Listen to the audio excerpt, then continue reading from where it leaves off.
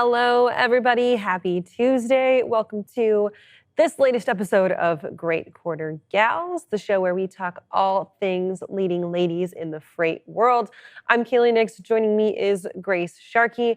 Grace, happy Tuesday. Welcome back to our airwaves once again. Yeah, happy Tuesday. Good to see you. I love this show. I love doing this every week. It's a good time. Good, especially working from home. Some good one-on-one lady time as always. So I I love love it. this. I love it. Good vibes, good times, and a great Tuesday where we have a really, really good show lined up for us again today. I feel like we say that every single week, but also, once again, today is going to be great. So, not only do we have a good show today, Grace, I think that what we gathered on FreightWaves Now this morning was that you're very excited for today because Starbucks has officially dropped their pumpkin spice drinks. And I got to know, how has it been for you so far? Are you on the pumpkin spice latte train? Are you on the pumpkin cream cold brew train? What you got going on? I'm not a cold brew fan because that stuff's intense. I always feel overloaded and almost unproductive, but I will say I'm completely down one and got I like to make it myself, so I got the syrup to move forward making this from home. But no, I'm a big pumpkin spice fan, and I'm one of those that keeps it going throughout the year. I like to find the Starbuckses that still have it around like February, and there's a few out there. So just because it's Christmas time doesn't mean they still don't have it in the back. Always ask for it, that's for sure. There you go, a thrifty queen making your own PSL. I love to see the economics there, and it's I can't say it's my favorite season. I'm just there waiting for peppermint mochas. That's all that I wait for every year. Yeah, not a fan of that minty taste to my coffee, but hey, to each their own. To each their own. Exactly right. Well, let's move on into our topics today. We've got a great guest lined up where we're going to be talking a little bit about women in data analysis, getting into a role from a familial standpoint, having great mentors in your life, which of course we love talking about. But before we get there, we've got another new study released by Women in Trucking, talking about some data collection and some splits of where women really lie in this industry. The results, I'm not going to lie, they were a little bit shocking to me. 100%. There was definitely a few categories I was surprised to see so high, but I also know that there's a lot of really great kickbacks, governmental kickbacks from companies in this industry that are female led. So, if we want to actually bring up the chart really quick and dive into it, there was really great results when we're looking at kind of the higher roles within trucking companies. So first we have our C-suite executives that came in about 33.8% of companies. Those roles are held by women. We also have about 39 or 40% of all company leadership roles are held by women. And another pretty high one was board of directors. 31% of those roles are held by women. And this is, for everyone out there, about 180 different companies with the industry. These are their averages. So I was happy to see that because we've talked about that a lot, getting more women into these higher roles. And then, of course, one I wasn't surprised by is HR and talent management. Close to 75% are held by women. I think that's something that I'm used to seeing. You go to job fairs, there's always usually a female smiling face behind the table. Kaylee, if you want to dive into some of the lower ones, those are the ones that I was actually very surprised were well below even 0.25%. Absolutely. And I actually kind of want to touch on that HR talent management one really fast Yeah. as well, because it's really high. It's almost 75%, which we talk a lot about females being too few and far between in the industry, but we also tend to shy away from, I think, where females are overrepresented, which can kind of be a controversial topic, right? It's thought of as kind of a woman's role to get into the people management side of things, right, Grace? And that one honestly Yeah. really shocked me. But going back to those ones that are really underrepresented, technicians and professional drivers down in those 3.7 for technicians, 13.7 for drivers. Yeah, I'll tell you what actually makes me the most nervous out of these two is the technician side. And the reason being is we're about to go into, and I mean, even what, next week? Yes, next week we have our AV electric vehicle summit, right? And we're going to be talking about a lot of these high tech truck technologies. And there's going to be a huge gap of labor when it comes to these technician roles, especially focusing on the newer technologies coming to trucks. So if we're only seeing that 3.7% of those roles are held by women, right there we're showcasing that there's almost what are we sitting at 52% of the population that's not being attracted to this industry in a role that's going to be needed more than ever in the future. So uh, and past that, professional drivers are sitting at 13.7%, and I think that's been around 12 mostly for the past couple of years. So there's a little tick in it, but those are two roles that really do need the labor behind it. Not saying that the other ones aren't important. Those are very high level roles that will lead to a lot of change. But to see, especially technicians at 3.7%, that's it makes me very nervous for the labor shortage of the future that we're definitely going to need when it comes to the technology revolution of trucks in the future. Absolutely. And the thing that really makes me nervous about that aspect is how much emphasis is being put on those positions for women who are just starting to enter the workforce, right? How much of that emphasis is being put on women saying, you know what, maybe let's talk about your options for a trade school to get into a mechanic technician role. How much of an option is still lies in that implicit bias that goes when you are a woman entering the physical laborious STEM fields, and how much discouragement happens when you enter those. That's something that I think we're going to talk to our guest a little bit about too, is specifically on the data side and the kind of computer science data analytics side of things that I'm really excited to dig into. But the study, really enlightening once again from women in trucking. And of course, you can find that in your edition of the logbook that was published this weekend. Before we head to our guest, Grace, I want to mention a really great story that John Gallagher is working on right now, where the FMCSA has I think it's a 16-person Women in Trucking Advisory Board that they have now nominated and named a huge subset of women to, everyone from current drivers, former drivers, C-suite executives, some post-secondary and secondary education teachers and educators on that transportation board.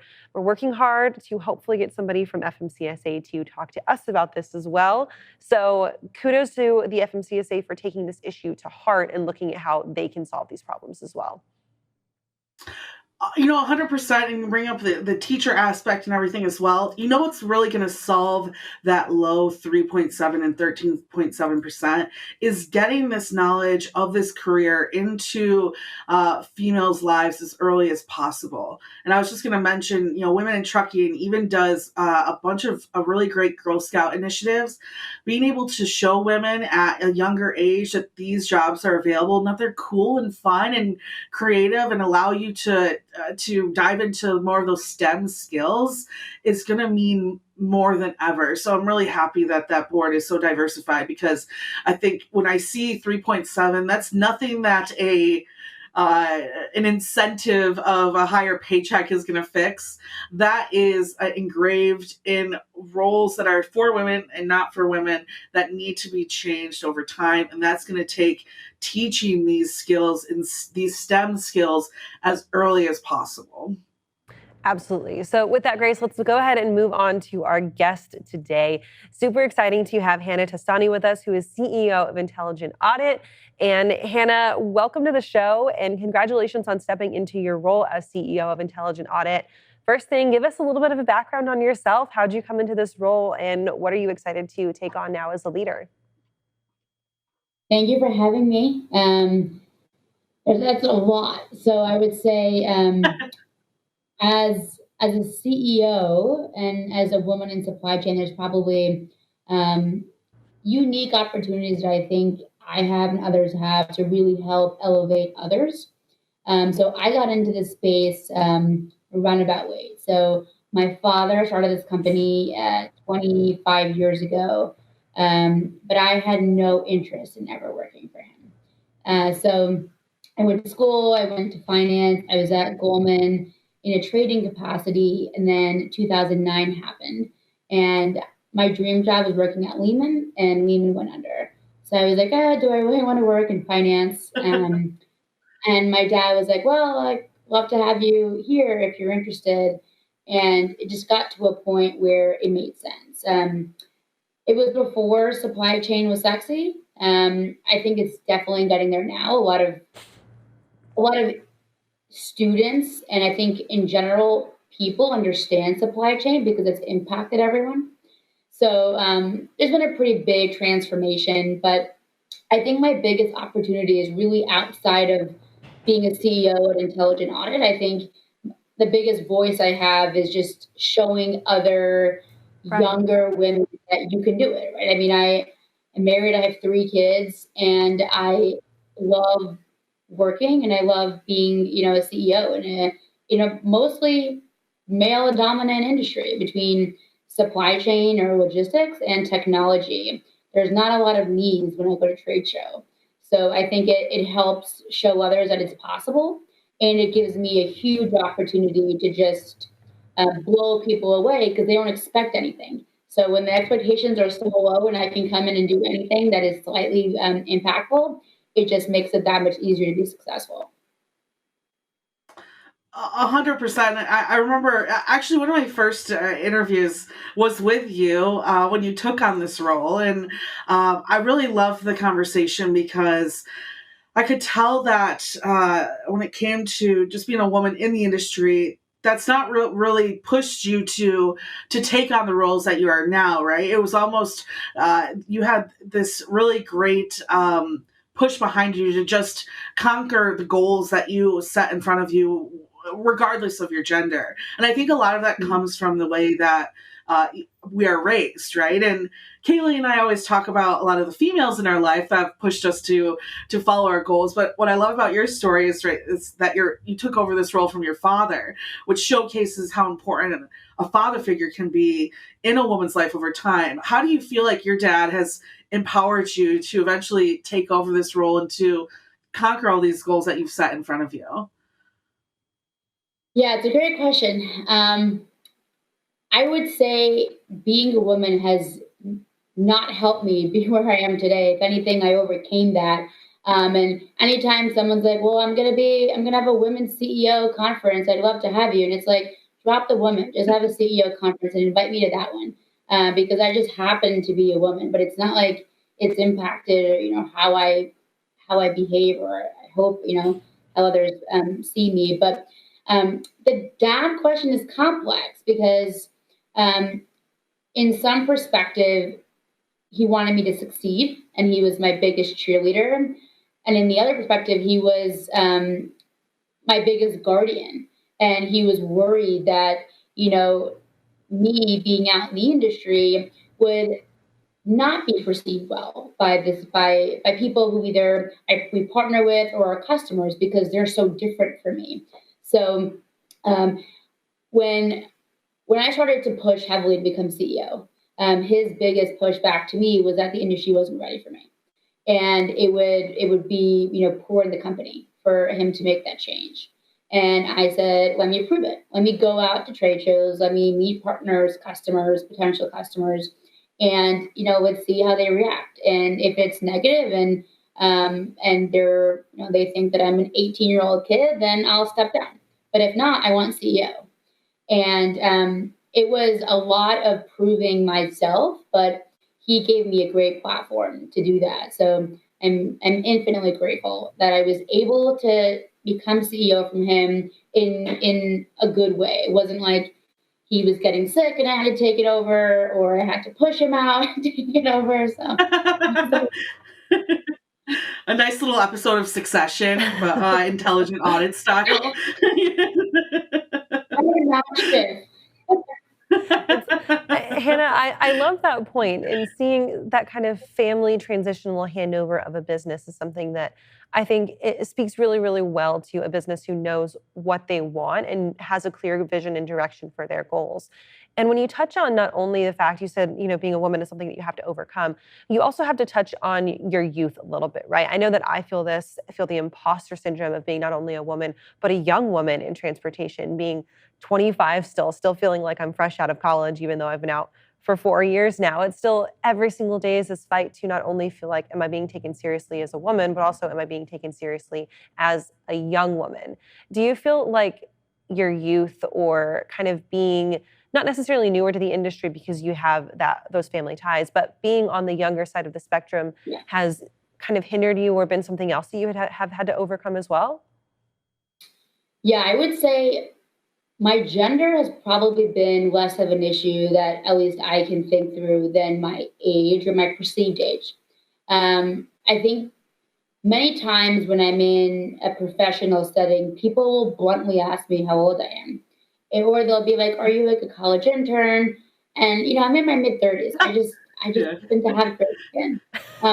So Yeah. it is one of those, I think, opportunities where and with all of these things, I think, because we still have these unconscious biases, that when you meet someone, you bucketize them. You think about how you're going to interact with them and what you're going to perceive them to be. And then when you start to have a meaningful dialogue with them, that changes. And it's a huge opportunity. So I always say, get me into the room, like look past who I am, and let's figure out if there is something to do here.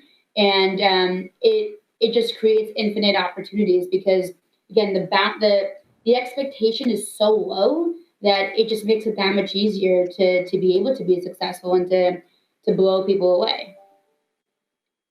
I completely agree with that. I also agree with the skincare regimen. That is my number one advice to anyone out there. Start that young. You'd be surprised how well that works. And I'm interested in your field, working more with analytics and data. I come from more of the brokerage background, and Kaylee clearly in news, and so we have a different idea of the female gaps in those areas. But what is the average female percentage of workers within data analytics and just analytics in general, and what's that like for you recruiting and bringing more women into the space? Yeah, there's really not a lot of women in supply chain, logistics, technology, or analytics. And um, the sucky thing about women is also they're just so much more competitive. So even when you are a successful woman, it's almost like that becomes harder to have other female colleagues because we're just so much more competitive than like men who are just like happy to all be together and don't really have that same competition. But there's definitely a huge platform and opportunity to elevate each other. And there's a lot of organizations that I think are aimed to do that in some kind of mentorship capacity, but there's just so much more that needs to be done. And the good thing is if you are diverse, if you're anything that's not a middle-aged white male, basically, there people want to hire you. You just need to be able to perform well, work hard, and get lucky in terms of who you know and how you get to contact them or reach out to them. But if you are, then most companies are truly looking to diversify because diverse people bring new ideas, are going to break the mold, and cause you to think differently. And I think most companies in the analytics space, supply chain, or wherever you might bucketize as, are trying to think outside the box. And it's hard to do that when everyone is the same of anything. So, trying to bring diversity to any kind of organization is a tremendous opportunity. And, I was just at the $1 billion Roundtable, which is an organization aimed at big Fortune companies who will who will spend over $1 billion in diverse companies. So Meta just got inaugurated. So did Google, Home Depot, and there's a lot of big companies there. And you just listen to them, and they want to support diverse companies because they truly think that it helps them serve their customers and their people better. So, we have that same mentality. If we want to serve our customers, we need to be able to think like our customers. And they come across all shapes and sizes. So those competitive women that you talk about who enter this field and then who vie for these positions, they have a pretty long history of being competitive in their education as well to get to the point where they are competitive in their field. And they fight through implicit bias on the education side. You have women who are fighting to get through data programs, through computer science programs, through hard sciences, through any STEM program. And they have to fight that every single day. Do you still see there being implicit bias in post-secondary and secondary education and that having an impact on women choosing to enter our field, either in any aspect of the logistics industry, but also from a technician standpoint, a data analytics standpoint? And is there room for professionals in the industry to step down into that post-secondary education and provide mentorship, encouragement, or help to kind of highlight and almost dissipate those implicit biases? Yeah, I think that there's tremendous opportunities to step up from a mentorship perspective. I think the barrier to entry is low, so I don't think that women aren't entering the market because it's competitive. I really think that until recently, logistics was meant to be this like set it and forget it, should be a boring industry. Just how things move. And then now what's evolved is there's just so much more opportunities because there's tremendous capability to be able to ship more effectively, whether it is, ocean, air, truckload, parcel. We've all been impacted personally by supply chain issues. And we all understand that it's not as easy as it used to be. And maybe it was always hard, but it just wasn't as sexy because there was no Amazon and there was no XPO and there wasn't freight waves and there wasn't a platform that really told people and taught them about supply chain. So I think we're going to see an elevated group of individuals across the field join supply chain. It also helps that they are wanted more than ever and they'll get paid more than they used to because they are needed.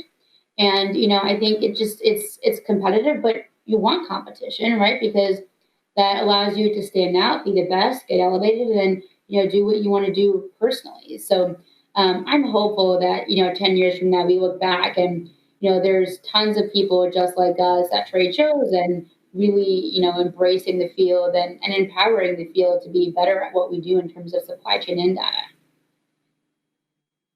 Very interesting. And in your role, I assume that there are women at Intelligent Audit that really look up to you, right? And especially proving to your father, right, that you can take over this business. Do you work in mentorships? Because you brought up networking, right? Do you work and mentor anyone within Intelligent Audit or even outside of the business to help bring up and elevate those women now that you've received this role that you've worked and earned so well? Yeah, I definitely try to around every area of my life because it's not just in this one role, but it's everywhere I go. And it's I think just in general, people think that it's impossible to be able to be young and successful and do it all, but it's not. It's just a balancing act, and it's what you prioritize. So it's trying to show people how to do it, how to balance, how to say no when you're taking on too much, and then how to say yes the right way, and then how to push yourself in the right way. That's not going to kill you.